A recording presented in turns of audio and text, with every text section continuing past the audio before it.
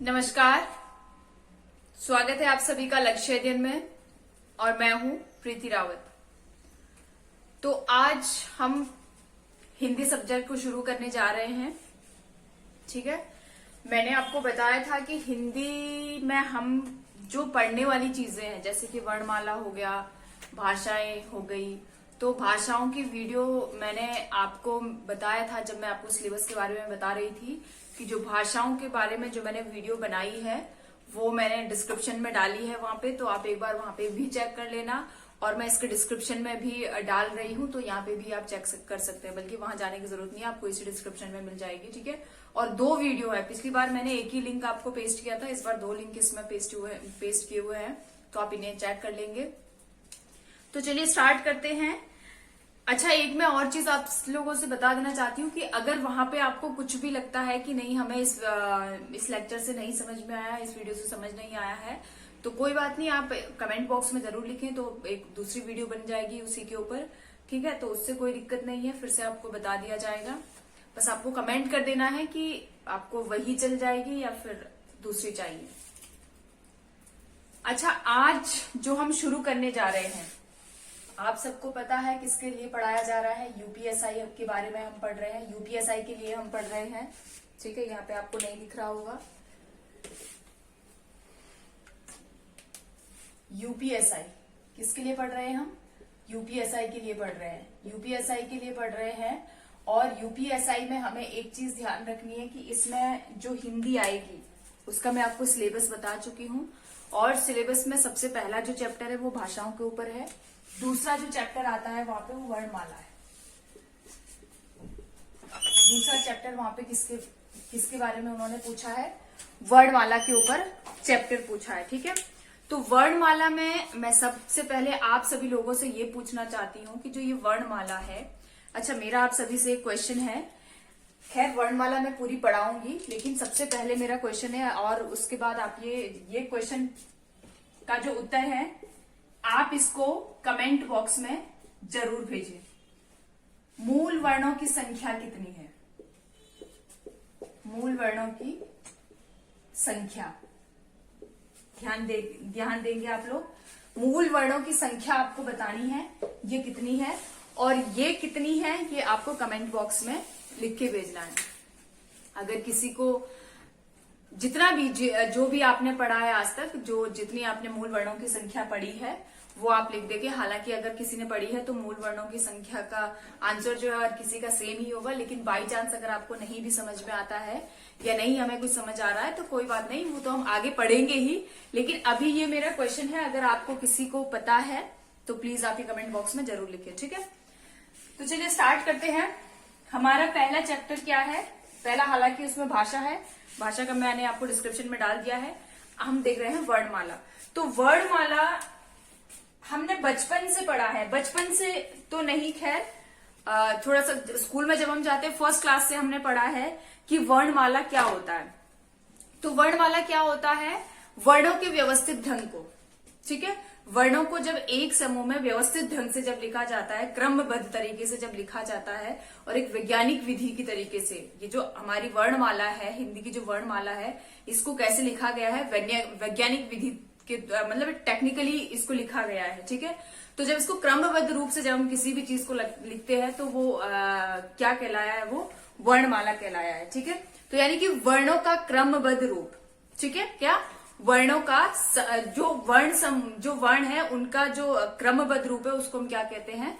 वर्णमाला कहते हैं। ठीक है, अब अगर मैं एक छोटा सा आपसे क्वेश्चन पूछूं कि वर्ण क्या होता है, ठीक है, अगर मैं छोटा सा क्वेश्चन पूछूं कि वर्ण जो होते हैं वो क्या होते हैं, तो वर्ण को 2 भागों में बांटा गया है यहाँ पे। ठीक है, एक है हमारा वर्ण जो है वो भाषा की सबसे छोटी इकाई। अगर मैं आपसे पूछूं वर्ण क्या होता है, तो वर्ण भाषा की सबसे छोटी इकाई होता है। सबसे पहला क्वेश्चन आपसे ये पूछा जा सकता है कि भाषा की सबसे छोटी इकाई क्या होती है। ठीक है, क्वेश्चन आपसे क्या बन सकता है यहाँ पे कि भाषा की सबसे छोटी इकाई,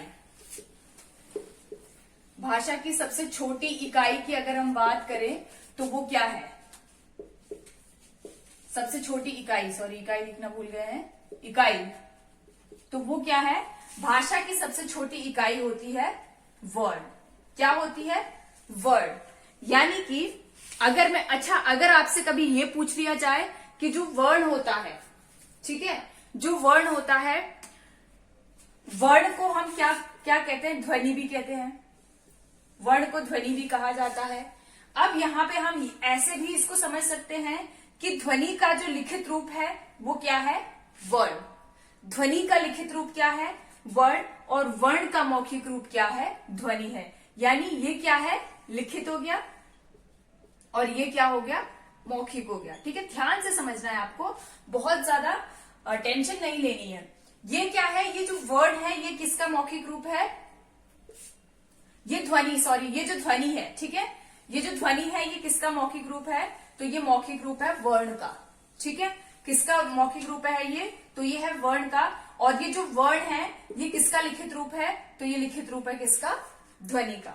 ठीक है, यहां तक आपको समझ में आ गया होगा, क्योंकि क्वेश्चन में कभी कभी हो सकता है आपको वहां पे वर्ण आपको ऑप्शन में दिया ही ना हो।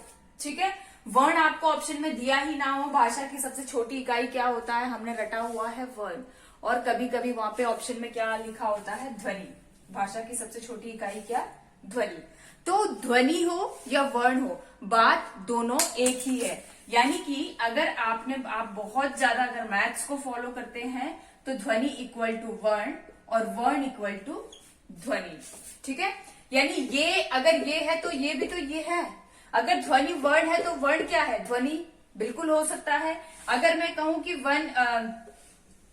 कहूं कि राम ही श्याम है, राम इक्वल टू श्याम, तो श्याम इक्वल टू भी तो राम ही होगा। ठीक है, तो आपको समझना है कि जो ध्वनि है वही वर्ण है और जो वर्ण है वही ध्वनि है। कभी कंफ्यूज नहीं होना है आपको। ठीक है, चलिए यहां तक आपको समझ में आ गया होगा। अब हम देखते हैं कि ये जो वर्णमाला है इसको कैसे बांटा गया है। तो वर्णमाला को दो वर्ण जो है, ठीक है, वर्ण को हम अक्षर भी कहते हैं। कहीं पे अगर ये लिखा होगा कि वर्ण, ये भी हो सकता है आपसे ये भी क्वेश्चन पूछ लिया जाए कि वर्ण ऑप्शन में दे दिया जाए, तो क्या होता है, क्या समझना है आपको, जो वर्ण है, वर्ण को हम क्या कहते हैं, वर्ण को अक्षर भी कहा जाता है, अक्षर भी कहा जाता है। ठीक है, अभी हम ये चीजें बहुत बेसिक है जो मैं आपको बताने वाली हूं आगे। ठीक है, वर्णमाला के पास हम अभी नहीं आए, उसके जो छोटी छोटी जो बेसिक चीजें हैं उसे हम समझ रहे हैं कि क्वेश्चन किस टाइप का पूछा जाता है आपसे, कि भाषा की सबसे छोटी इकाई क्या है, तो वर्ण भी है और ध्वनि भी है। ध्वनि भी आपसे पूछा जा सकता है। ठीक है, और ये आपसे ये पूछ लिया क्वेश्चन, ये भी आ सकता है कि वर्ण को अक्षर भी कहा जाता है। क्या ये सही है कि गलत है, बिल्कुल सही है। वर्ण जो होता है उसको अक्षर भी कहा जाता है। लेकिन क्या यहाँ पर अगर मैं यहाँ पर लिखूं कि ये और ये, क्या ये दोनों सेम है, ठीक है, दोनों ही वर्ण हैं, तो क्या ये वर्ण है, तो हम यहाँ पे ये समझे कि अगर मैं ये बोलूं कि ये इसमें से कौन सा व्यंजन है, ठीक है, अगर मैं आपसे ये बोलूं कि इसमें से कौन सा व्यंजन है, तो आपको क्या अक्षर कौन सा है और व्यंजन कौन सा है। ठीक है, अगर मैं आपसे क्या पूछूं कि अक्षर कौन सा है और व्यंजन कौन सा है, तो ये व्यंजन हो जाएगा और ये अक्षर हो जाएगा। ठीक है, कैसे होगा वो हम आगे पढ़ते हैं। चलिए, तो हम क्या पढ़ रहे हैं, वर्णमाला पढ़ रहे हैं, और वर्णमाला में हम सबसे वर्णमाला तो हम समझ गए कि जो क्रमबद्ध रूप होता है उसको हम वर्णमाला कहते हैं। ठीक है, वर्णों का क्रमबद्ध रूप। अब ये जो वर्ण है इनको दो भागों में बांटा गया है। ठीक है, कितने भागों में इनको बांटा गया है, दो भागों में बांटा गया है। एक है स्वर और दूसरा है व्यंजन। दूसरा क्या है, व्यंजन है। ठीक है, तो व्यंजन जो है इनके बारे में तो हम नेक्स्ट क्लास में पढ़ेंगे। आज जिसके बारे में हम जानने वाले हैं वो है स्वर। आज हम किसके बारे में जानेंगे, स्वर के बारे में जानेंगे। ठीक है, और बहुत अच्छे से हमें समझना है कि हम किसके बारे में पढ़ रहे हैं, स्वर के बारे में पढ़ रहे हैं, और जो चैप्टर हम पढ़ेंगे उसको उस दिन खत्म करेंगे। ठीक है, थोड़ा सा हम ये समझ लेंगे। खत्म करने से मेरा मतलब है कि जहां तक हम पढ़ेंगे वहां तक ऐसे पढ़ेंगे कि उसको दोबारा पढ़ने की जरूरत ना पड़े। ठीक है, तो हम पढ़ रहे हैं किसके बारे में, आज स्वर के बारे में पढ़ रहे हैं। वर्ण के दो भेद है, स्वर और व्यंजन। आज हम किसके बारे में पढ़ने जा रहे हैं, स्वर के बारे में पढ़ने जा रहे हैं। ठीक है, अब हम देखते हैं कि स्वर जो है, किसके स्वर की अगर परिभाषा, अगर मैं परिभाषा की बात करूं कि स्वर की परिभाषा क्या होती है, तो सबसे पहले तो हम ये समझ लेते हैं कि जो स्वर होते हैं, ठीक है, स्वर होते हैं वो क्या होते हैं, स्वतंत्र रूप से बोले जाने वाले वर्ण। ऐसे वर्ण जो स्वतंत्र रूप से बोले जाते हैं उनको हम क्या कहते हैं, स्वर कहते हैं, जिनको बोलने के लिए किसी दूसरे अक्षर की जरूरत नहीं पड़ती है, यानी कि किसी की दूसरे की उसे जरूरत नहीं लेनी पड़ती है, किसी दूसरे वर्ण की जरूरत नहीं पड़ती है। ऐसे स्वर को हम क्या कहते हैं, ऐसे वर्ण को हम क्या कहते हैं, स्वर कहते हैं। कुल मिला के बात यह है, जो किसी दूसरे का सहारा नहीं लेता है उसे हम क्या कहते हैं, स्वर कहते हैं। अब हम देखते हैं, अब इन स्वर जो है ये मैं इनको यहां पे लिख देती हूं, आ, छोटी, देखो आपको मेरे साथ बोलना है, उच्चारण आपको करना है, ठीक है। आ बोलते हुए आपको मुंह खोलना है, छोटी, ठीक है। फिर ये क्या हो जाएगा, बड़ी। अभी हम छोटी बड़ी करके अब फिर मात्राओं के हिसाब से, उच्चारण के हिसाब से भी हम इसको पढ़ेंगे, ठीक है। इसे हम क्या पढ़ते हैं, छोटे में ही हमने क्या पढ़ा है, इसको छोटा ऊ, और इसको हम क्या बोलते थे, बड़ा ऊ, ठीक है।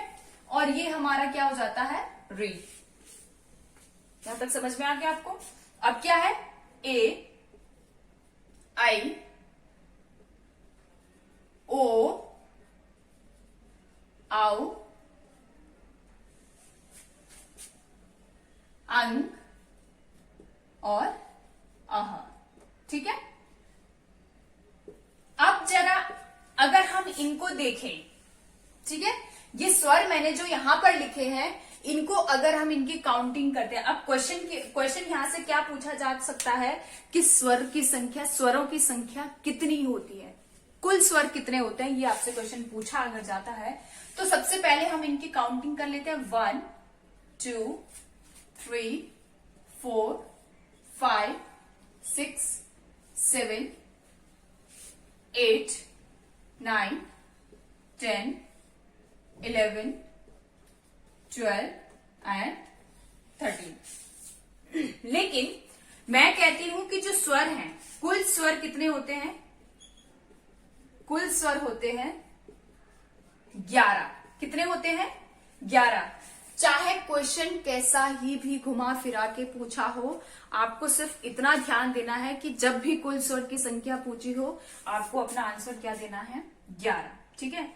कई जो महान, जो हमारे जो बड़े बड़े हिंदी के जो ज्ञाता हैं, वो क्या कहते हैं कि जो री है उसको ये लोग स्वर नहीं मानते हैं, ठीक है। तो उस हिसाब से स्वर की संख्या 10 मानी गई है। लेकिन आपको हमेशा ध्यान देना है कि आज तक के जितने भी एग्जाम हुए हैं उसमें 11 ही मूल स्वरों की संख्या को मान्यता प्राप्त हुई है, ठीक है। तो आपको ध्यान, मूल स्वर नहीं, सॉरी, कुल स्वर की संख्या कितनी मानी गई है, 11 मानी गई है, ध्यान देना है। क्योंकि री जो है वो क्या है, वो इसको क्यों नहीं माना जाता है, कभी कभी री को इसलिए नहीं माना जाता है कि क्योंकि संस्कृत में सबसे ज्यादा यूज होता है, ठीक है।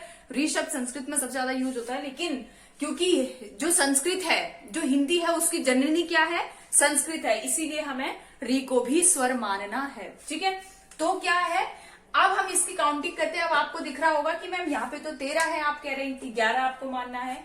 तो मैं आपको बता देती हूँ कि जो अंग और अह है, अंग और अह क्या है, अयोगवाह है, ठीक है। क्या है ये, अयोगवाह।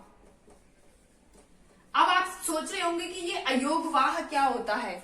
अयोगवाह ऐसे वर्ण होते हैं जो ना ही किसमें, ना स्वर में गिने जाते हैं और ना ही व्यंजन में गिने जाते हैं, जिनको ना ही स्वर की सूची में रखा गया है, ना तो उनको स्वर में गिना जाता है और ना ही व्यंजन में गिना जाता है। तो ऐसे वर्ण को हम क्या कहते हैं, अयोगवाह वर्ण कहते हैं, ठीक है। यानी कि ऐसे वर्ण, अयोगवाह का मतलब है ऐसे वर्ण जो अपने साथ स्वर के साथ साथ वर्ण का उच्चारण, व्यंजन का उच्चारण करते हैं, ठीक है। स्वर के साथ साथ व्यंजन का जो वाहक होता है उसको हम क्या कहते हैं, अयोगवाह कहते हैं, ठीक है। तो समझ में आ गया आपको। तो इस हिसाब से अब कितनी हो गई, इनको हमने, ये 12 और 13 हमने हटा दिए, तो अब स्वरों की संख्या कितनी हो गई, 1 2 3 4 5 6 7 8 9 10 11, यानी कि 11 हमारी क्या हो गई है, स्वरों की संख्या हो गई, ठीक है। तो कुल स्वर जब भी पूछे जाएं तो क्या होंगे 11।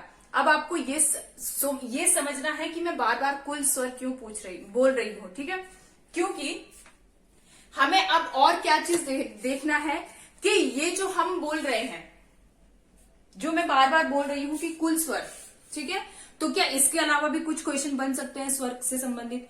कुल स्वर बोल रही हूं बार बार, तो बिल्कुल बन सकते हैं।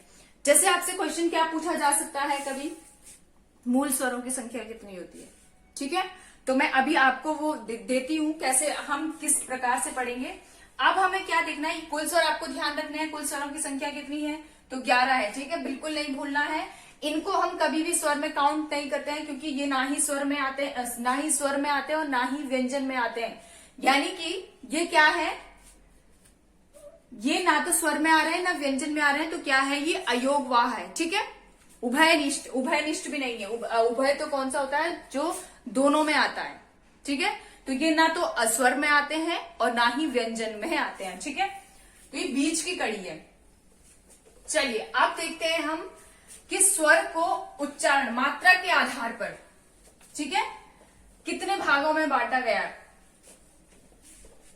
स्वर को मात्रा के आधार पर, मात्रा या उच्चारण के आधार पर, ठीक है, तो मैं यहां पे लिख देती हूं मात्रा या उच्चारण के आधार पर, ठीक है, मात्रा या उच्चारण के आधार पर हम स्वरों को बांट रहे हैं। और मात्रा और उच्चारण के आधार पर हम स्वर को कितने भागों में बांटते हैं, तो ये बांटते हैं हम कितने भागों में बांटते हैं, 3 भागों में। पहला हमारा कौन सा भाग होता है, ह्रस्व, दूसरा होता है दीर्घ, और तीसरा होता है प्लुत, ठीक है, ध्यान से देखना है आपको क्या क्या होता है, ह्रस्व, दीर्घ और तीसरा क्या होता है, प्लुत स्वर होता है। अब हम ये देखते हैं, ये जो ह्रस्व स्वर है इसको और किन नामों से जाना जाता है, तो लघु स्वर भी इसी को बोला जाता है, मूल स्वर भी इसी को बोला जाता है, और एक मात्रिक स्वर, क्या क्या, लघु स्वर इसी को ही बोला जाता है। अगर कहीं लघु लिखा होता है तो आपको बिल्कुल घबराना नहीं है, मूल अगर कहीं लिखा है तो भी आपको बिल्कुल घबराना नहीं है, एक मात्रिक अगर लिखा हो कहीं तो भी आपको बिल्कुल भी घबराना नहीं है, क्योंकि आप अगर YouTube में देखेंगे तो बहुत सारे टीचर ऐसे हैं कि ऐसे भी आपको पढ़ाएंगे कि एक मात्रिक स्वर, तो आप कंफ्यूज हो जाएं कि एक मात्रिक क्या होता है। ह्रस्व स्वर छोटा, लघु छोटा, मूल वही जो छोटा है उसी को ही मूल कहा जाता है। एक मात्रिक जिसकी एक मात्राएं होती है। कैसे, आप यहां पे देखेंगे ओ की तो कोई मात्रा नहीं है, ठीक है, लेकिन अच्छा वर्ण का मैं एक और चीज आपको बता देती हूँ। वर्ण क्या होता है, जिसका खंडन नहीं किया जा सकता है। यानी कि अगर मैं वर्ण की बात करूं, ठीक है, अगर मैं वर्ण को फिर से आपको थोड़ा सा समझा देती हूँ, ठीक है, अब मुझे ध्यान आ रहा है कि मैं क्या मिस कर गई हूँ। वर्ण की अगर हम बात करें तो जिसका कोई खंड नहीं किया जा सकता है, ऐसा वर्ण क्या होता है, जिसका खंडन नहीं होता है। तो वर्ण को हम अक्षर भी बोल सकते हैं, ठीक है, वर्ण को क्या बोल सकते हैं हम, अक्षर भी बोल सकते हैं। यानी कि ये जो है, ये क जो है, इसका अगर ये जो क है इसका कोई खंडन हो ही नहीं सकता। अगर हम अ को लिखें, ठीक है, अगर हम अ को लिखें, अ भी तो वर्ण है, अ वर्ण है, बिल्कुल है। अगर अ का हम खंडन कर सकते हैं, बिल्कुल नहीं कर सकते हैं, ठीक है। और वर्ण, मैंने क्या कहा था आपको, वर्ण को अक्षर भी कहा जाता है, ठीक है, वर्ण को क्या कहा जाता है, अक्षर भी कहा जाता है। तो इसका खंडन किया जा सकता है, विच्छेद किया जा सकता है, इसका नहीं किया जा सकता। अभी मैं वर्ण की बात कर रही हूं, ठीक है, तो ध्यान देना है आपको। तो ये क्या होता है, जिसका कोई खंडन नहीं किया जा सकता है, ठीक है। अब हम देखते हैं, हम यहाँ पे थे, कहां पे, स्वर के पास थे। और अगर हम बात करते हैं दीर्घ स्वर की, तो दीर्घ स्वर जो होते हैं इनको क्या कहा जाता है, इनको और किस नाम से जाना जाता है, द्विमात्रिक। दीर्घ होता है और दूसरा क्या होता है, द्विमात्रिक होता है। और तीसरा इसको किस नाम से जाना जाता है, संयुक्त स्वर भी, संयुक्त स्वर, ठीक है। अगर कहीं इन नाम में से कुछ भी दिया हुआ एग्जाम में, हो सकता है दीर्घनाद लिखा हो, द्विमात्रिक स्वर लिखा हो या फिर संयुक्त स्वर लिखा हो, तो भी आपको बिल्कुल कंफ्यूज नहीं होना है। तो जो स्वर मैं अभी बताने जा रही हूं वही होंगे, ठीक है। प्लुत स्वर, प्लुत स्वर वो होता है अच्छा, अगर मैं, क्योंकि मात्राओं के हिसाब से मैं बोल रही हूं, तो ये ह्रस्व को अगर ऐसे लिखा होगा तो ये इसका मतलब भी क्या है, छोटा ही है। ठीक है, अगर ये दीर्घ लिखा है, दीर्घ द्विमात्रिक संयुक्त स्वर, तो मतलब एक ही है। ठीक है, प्लूत स्वर के बारे में अभी बताती हूँ क्या होते हैं। अब हम समझते हैं कि जो ये ह्रस्व स्वर होते हैं ये कौन से होते हैं, जिनको बोलने में कम समय लगता है, जिनको बोलने में कम समय लगता है। ह्रस्व मतलब छोटा, लघु, मूल, एकमात्रिक, जो एक जिसको बोलने में कम समय लगता है उनको हम क्या कहते हैं, ह्रस्व स्वर कहते हैं, या मूल स्वर कहते हैं, या फिर एकमात्रिक स्वर कहते हैं। जो कि कौन कौन से होते हैं, अ, उ और री। ठीक है, यानी कि अगर आपसे क्वेश्चन में ये पूछा जाए कि मूल स्वर की संख्या कितनी होती है, तो मूल स्वर की संख्या कितनी हो जाएगी यहाँ पे, अ, इ, उ और री, 4। यानी कि मूल स्वर की संख्या कितनी हो गई यहाँ पे, जो मैं बार बार बोल रही थी, कुल स्वर बोल रही थी, फिर आपको समझ जाना चाहिए था कि मैं कुल स्वर क्यों बोल रही हूँ, क्योंकि अभी कुछ और भी आएगा। तो मूल स्वर की संख्या कितनी हो गई, 4 हो गई। क्वेश्चन में हो सकता है आपसे ये पूछा जाए कि ह्रस्व स्वर की संख्या कितनी है, या आपसे ये पूछ लिया जाए कि लघु स्वर की संख्या कितनी है, या ये पूछ लिया जाए कि एकमात्रिक स्वर कितने हैं, तो कितने हैं, 4 है।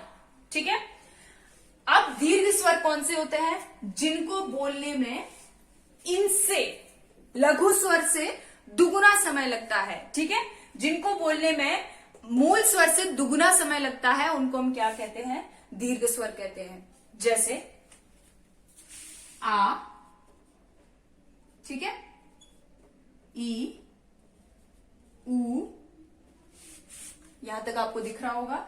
ठीक है, इसके बाद मैं यहां पे लिख देती हूं ए, आई, ओ,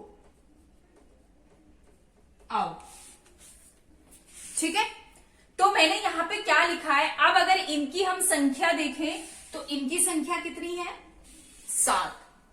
कितनी संख्या है इनकी, तो इनकी संख्या है 7। अब अगर हम ये 7 और 4 इनको अगर हम जोड़ दिया जाए तो ये कितने बन जाएंगे, 11 बन जाएंगे। ठीक है, तो आपको समझ में आ गया यहाँ पे कि दीर्घ स्वर कौन से होते हैं, जिनको बोलने में मूल स्वर से दुगुना समय लगता है। उच्चारण में देखो मैंने यहाँ पे लिखा है मात्रा या उच्चारण की दृष्टि से। ठीक है, तो यानी कि जिनको बोलने में इनसे ज्यादा, इनसे दुगुना समय लगता है, वो कौन होते हैं, वो दीर्घ स्वर होते हैं। और वो कौन कौन से हैं, आ, ई, उ, ए, आई, ओ, औ। ठीक है, कोई कंफ्यूजन नहीं। अब आते हैं प्लूत स्वर के पास। प्लूत स्वर जो होते हैं ये ऐसे स्वर होते हैं जिनको बोलने के लिए संयुक्त स्वर से भी तिगुना समय लगता है। दुगुना तो इनको लगता है, तिगुना समय लगता है। ठीक है, तो यानी कि वो कौन से स्वर होते हैं, वो होते हैं, ये जो स्वर होते हैं ये हिंदी में आपको बहुत कम, हिंदी में आपको कब देखने को मिलते हैं, जब आप कोई नाटक पढ़ रहे हो या कोई गाना। ठीक है, गाना वाना जब आप सुर लगाते हैं तो उसमें भी ये लगते हैं। जैसे हम क्या लिखते हैं, राम, यस, ये जो बीच का जो वर्ड होता है इसको क्या बोलते हैं, प्लूत स्वर। ठीक है, और ये जो ओम जब हम लिखते हैं, क्या लिखते हैं, जब हम ऐसे लिखते हैं। ठीक है, तो ये जो होता है इसको क्या बोलते हैं, प्लूत स्वर बोलते हैं। क्या बोलते हैं इसको, प्लूत स्वर बोलते हैं। ठीक है, तो ये है उच्चारण के, मात्रा या उच्चारण के आधार पर स्वर के भेद कितने हैं, 3 हैं। ह्रस्व, लघु, मूल या एकमात्रिक, एक ही बात है। ठीक है, कितनी इनकी संख्या है, 4 है।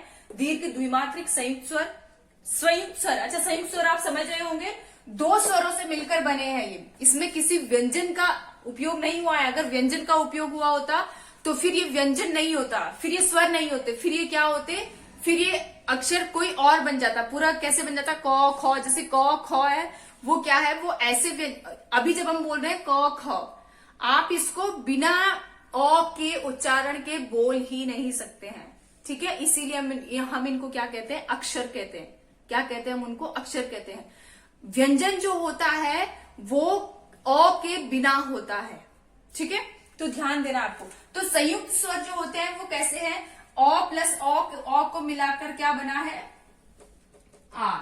ठीक है, ये बड़ी किससे मिली है, छोटी ई प्लस छोटी ई को मिलाकर क्या बना है, बड़ी। ऐसे यानी कि संयुक्त जुड़ के बने हैं, तो इसीलिए इनको दीर्घ स्वर भी कहा जाता है, इनको संयुक्त स्वर भी कहा जाता है। ठीक है, यहां तक आपको समझ में आ गया होगा। अब आगे देखते हैं। तो आपको ध्यान रखना है कि कुल स्वर की संख्या जब भी आपसे पूछी जाए तो कुल स्वर कितने हैं, 11 है। और अगर आपसे पूछा जाए कि मूल स्वर कितने हैं तो 4 है। संयुक्त स्वर कितने हैं तो कितने हो जाएंगे, संयुक्त पूछ लिए या फिर दीर्घ पूछ ले तो कितने हो जाएंगे, वो हो जाएंगे 7। ठीक है, अब बढ़ते हैं हम नेक्स्ट। अब हम क्या देखते हैं, जो दीर्घ स्वर है, दीर्घ स्वर जो है हमारे, दीर्घ या हम क्या बोल सकते हैं उसको, संयुक्त स्वर भी बोल सकते हैं। ठीक है, तो दीर्घ स्वर को हम 2 भागों में बांटते हैं। ठीक है, यहां से आपका और थोड़ा क्लियर हो जाएगा। इनको हम 2 भागों में बांटते हैं। एक बांटते हैं हम सजातीय और एक बांटते हैं विजातीय। ठीक है, सजातीय का मतलब है समान जाति वाले। ठीक है, नाम से ही साफ पता चल रहा है। सजातीय का मतलब क्या हो जाएगा, समान जाति वाले। और विजातीय का मतलब क्या हो जाएगा, विजातीय का मतलब क्या हो जाएगा, किसी दूसरे, मतलब वो समान जाति के नहीं है, अलग अलग जाति के। ठीक है, वी लग गया उसमें। तो समान जाति के जैसे क्या हो जाएगा, मैंने अब अभी आपको समझाया था, संयुक्त भी इसीलिए इसको कहा जाता है। अ प्लस अ क्या हो जाएगा, आ। ठीक है, सॉरी, छोटी ई प्लस छोटी ई क्या हो जाएगा, बड़ी। छोटा ऊ प्लस छोटा ऊ, सॉरी, छोटा ऊ क्या हो जाएगा, बड़ा ऊ। ठीक है, तो ये क्या है, ये सजातीय है। अब अगर हम बात करते हैं विजातीय की, तो विजातीय से क्या हो जाएगा, यानी कि ओ या आ। ठीक है, ध्यान देना है आपको यहां पे, ओ या आ प्लस ई या ई को मिलके क्या बनेगा, ए। ठीक है, ध्यान देना है आपको, ओ या आ प्लस ई या ई को मिलके क्या बनेगा, ए बनेगा। ऐसे यानी कि जो भी संयुक्त, जो इसमें क्या हो रहा है, अलग अलग, ये आ की मात्रा थी और ये ई की मात्रा थी। ठीक है, चाहे वो ओ हो, चाहे आ हो, चाहे छोटी ई, चाहे बड़ी ई, मतलब। ठीक है, अभी हम छोटी और बड़ी नहीं देख रहे हैं, सीधा ई देख रहे हैं और आ देख रहे हैं। ठीक है, तो इनको मिला के ये 2 अलग अलग मात्राएं तो हुई, और ई प्रोनाउंसिएशन दोनों का अलग है, चाहे वो छोटा है चाहे बड़ा है। ठीक है, और ये अपने आप में अलग अलग है, अलग अलग ध्वनियां सुनाई दे रही है। तो इन जो 2 ध्वनियां हैं, इन्होंने कुछ अपना, दोनों ने एक मिलके क्या बना, तीसरी कोई ध्वनि निकाली है, तो उसको हम क्या बोलेंगे, विजातीय बोलेंगे। ठीक है, जैसे यहां पे क्या हो जाएगा, फिर से हम देख लेते हैं एक बार, आ। ठीक है, प्लस यहां पे क्या कर देंगे हम, तो ये क्या हो जाएगा, ये हो जाएगा ओ। यानी कि ओ या आ प्लस ऊ या ऊ को मिला के क्या हो जाएगा, ओ। तो समझ रहे हैं आप यहाँ पे कि ये आ और ऊ अलग अलग ध्वनियां हैं। ठीक है, ओ और ऊ या आ और ऊ बोले तो ये अलग अलग 2 ध्वनियां हैं जो मिलाकर तीसरी ध्वनि का निर्माण कर रही है। ठीक है, तो ये क्या हो जाएगी, विजातीय। ठीक है, यहां तक आपको समझ में आ गया है। तो आपको ध्यान रखना है कि स्वर की संख्या कितनी है, कुल स्वर कितने हैं, क्या क्या पढ़ा हमने, कुल स्वर की संख्या कितनी है, कुल स्वर की संख्या है 11। मूल स्वर की अगर बात करेंगे तो कितने हो जाएंगे, 4।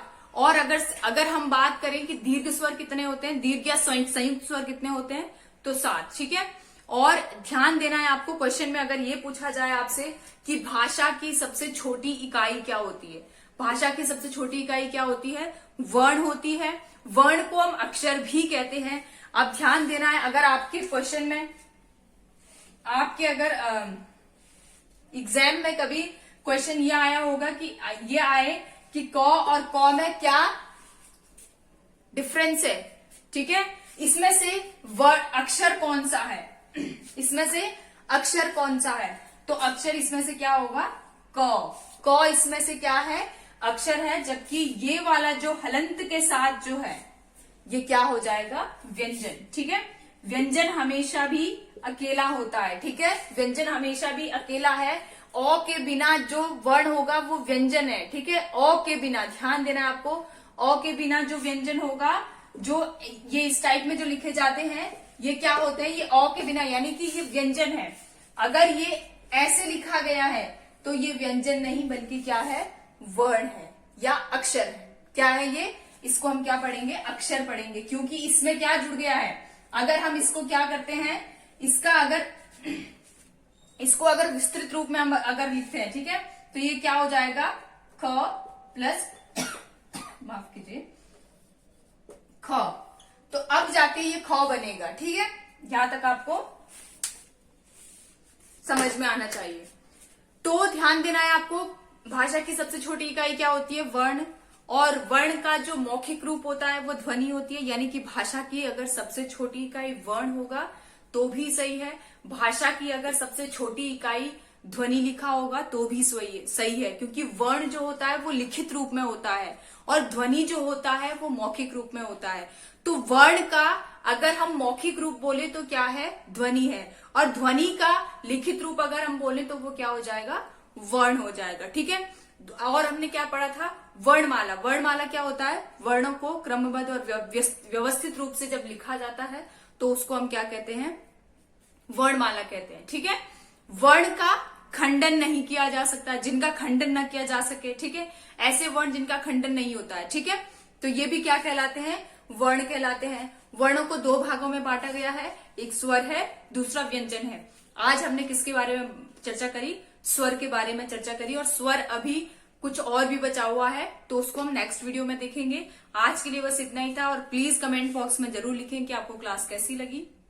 मिलेंगे नेक्स्ट वीडियो में, तब तक आप सभी लोग अपना ध्यान रखें और वीडियो को ज्यादा से ज्यादा शेयर करें। अगर आपने चैनल को अभी तक सब्सक्राइब नहीं किया है तो चैनल को जरूर सब्सक्राइब कर दें। और मैं फिर से आपको एक बार फिर से शुभकामनाएं एसआई के लिए, क्योंकि बहुत बड़ा एग्जाम है और बहुत ही इंटरेस्टिंग पोस्ट है, बहुत ही अच्छी पोस्ट है। तो आप सभी लोग मन लगाकर पढ़ाई करेंगे और हम भी आपके साथ मन लगाकर पढ़ाई करेंगे। तो चलिए मिलते हैं नेक्स्ट वीडियो में, तब तक आप सभी लोग अपना ध्यान रखें, खुश रहें, स्वस्थ रहें, मस्त रहें। धन्यवाद।